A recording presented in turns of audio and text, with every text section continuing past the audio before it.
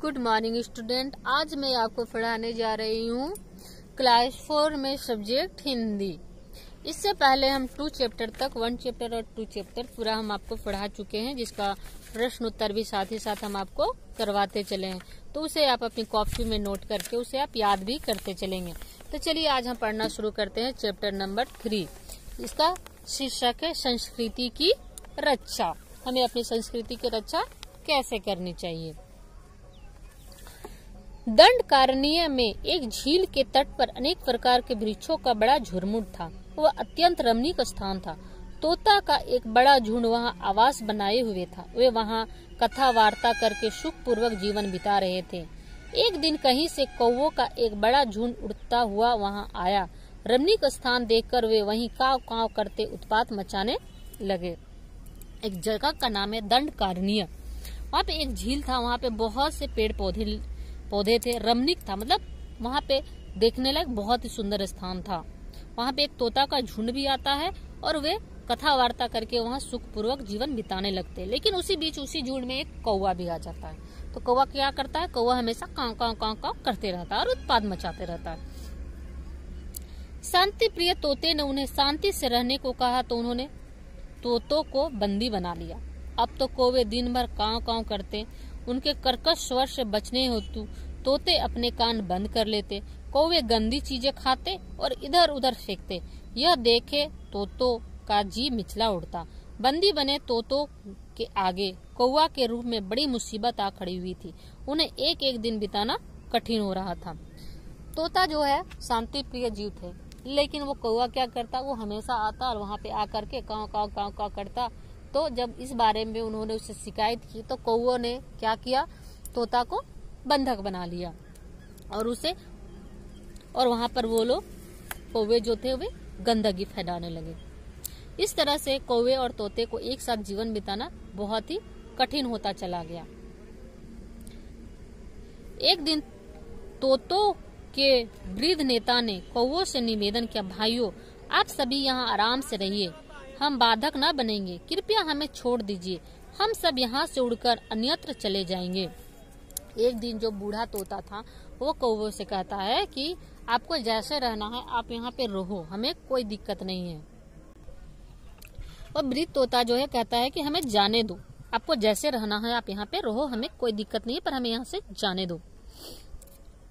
यह सुनकर एक वृद्ध कौवा बड़े जोर से काव काव करता हुआ बोला, हम काक संस्कृति का प्रचार प्रसार करने निकले हैं। भला हम तुम्हें क्यों आजाद करेंगे? जब तुम हमारी बोली, हमारे गुण और हमारे जैसा रहन सहन अपनाओगे तब तुम्हें छोड़ेंगे।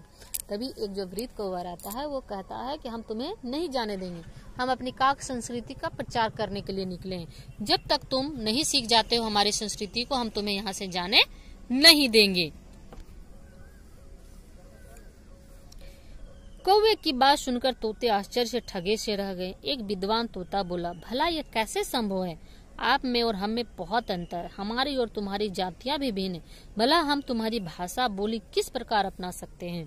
क्या ऐसा हो सकता है बच्चों कि कोई तोता कौवे के जैसा बोल सके? लेकिन कौवे जबरदस्ती उन्हें ऐसा करवाना चाहते हैं। तो अब देखिए आगे क्या होता है। परंतु कौवे न माने। उन्हें व्लाद तोतों की प्रशिक्षण देना आरंभ कर दिया। वे उन्हें चोचों से मार मार कर लहूलुहान करते और अपनी भाव संस्कृति अपनाने को कहते। तोतों पर कड़ी निगाह रखी जाती कि वे छूटकर न भाग जाए। अब वो उसे रोज मार मार करके लहूलुहान करते और कहते कि तुम हमारी जैसी भाषा बोलो, हम जैसे काव काव करते हैं तुम भी उसी तरह काव काव करो। अब बेचारे क्या करे, ऐसे कर भी नहीं, उन्हें जाने भी नहीं दिया जाता था और वे काव काव कर भी नहीं पाते थे। बड़ी उन लोगों के पास ये बहुत बड़ी समस्या हो गई। मजबूर तोते कौवे के नक्शे कदम पर चलने लगे थे। वे उनकी तरह काव काव करना, कर्कश स्वर में चुगलखोरी व बुराई करना, वैसे ही खाना जल्दी जल्दी सीखने लगे थे।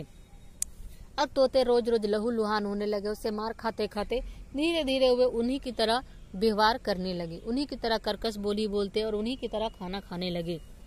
यह देखकर वृद्ध तोता अत्यंत दुखी होकर बोला, धिक्कार है हमें जो हम इन दुष्ट कौवों की संस्कृति अपना रहे हैं। मातृभाषा के अभाव में हमारे बच्चे इस संस्कृति को अपनाकर अपनी प्रतिभा का तनिक भी विकास नहीं कर सकेंगे। तभी एक जो तोता रहता है वो बहुत दुखी होकर के कहता है कि हमें धिक्कार है, हम बहुत गलत है, हमें ऐसा नहीं करना चाहिए। अगर हम ऐसे करेंगे तो हमारे जो बच्चे हैं वो भी ऐसे ही सीख जाएंगे। दूसरे विद्वान तोते ने उसकी हाँ में हाँ मिलाकर कहा, भला दूसरों की संस्कृति अपनाने से कहीं कल्याण हुआ करता है? धिक्कार है इन अभागे मूर्खों को जो अपनी मातृभाषा का गौरव भूलकर औरों की भाषा की नकल करते हैं और खुश होते हैं। वो दूसरा जो विद्वान तोता रहता है वो भी बोलता है कि क्या ऐसा कभी हो सकता है कि हम अपनी संस्कृति को छोड़ करके अगर दूसरे की संस्कृति को अपनाएं तो हमारा भला हो सकता है? ऐसा नहीं हो सकता है, इसलिए ऐसा नहीं करना चाहिए। हमें अपनी मातृभाषा को गौरव को नहीं भूलना चाहिए। इसी तरह दो विद्वान आपस में बातचीत करते रहते हैं, दो विद्वान तोता। तो बच्चों आज हम यहीं तक इसको पढ़ेंगे। अगली क्लास में हम इससे आगे की कहानी जानेंगे कि तोता और कौवे के बीच क्या होता है। तो आपका होमवर्क है कि जो हम पढ़ाए हैं वो पूरा कहानी को आप अपनी कॉपी में नोट करेंगे और उसे पढ़ेंगे। Thank you.